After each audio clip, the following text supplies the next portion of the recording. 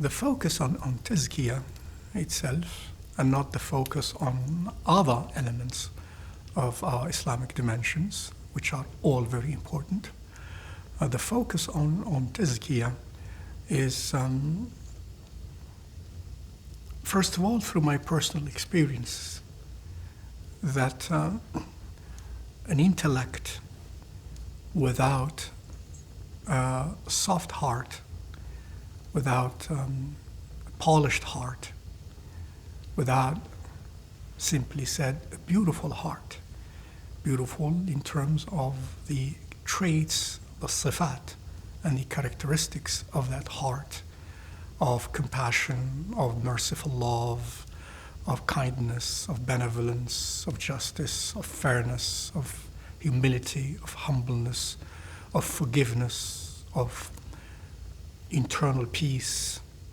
A heart without that, or an intellect without that, is dry. And in our Islamic tradition, this dimension of the spiritual aspect, of the tazkawi aspect, has always been very, very essential. Yes, sometimes, at times, some of us, historically, have disregarded that, perhaps because of some factors, historic or social or political or otherwise. And to lose that dimension from our lives is to lose the beating heart in our lives, to lose the spiritual dimension, the moral dimension, consequently, and the ethical dimensions from our lives, is to lose the essence of our deen. Our deen, Islam, wants us to internalize the most beautiful traits and to externalize them in real life. And in the absence of that process or that work of cleansing our traits and our characteristics and our thoughts and our feelings and what stirs us and what moves us to do things or not to do things, to agree or to disagree, to see beautiful or to see ugly, to live without that, without learning that, is to live with the absence of the most important dimension in our deen. For Rasulullah sallallahu alaihi wasallam's purpose within the sphere of the tawheed, the affirmation, the active affirmation of the oneness of Allah subhanahu wa ta'ala, within the sphere of tawheed, his mission as described by Allah to us is essentially tazkiyah.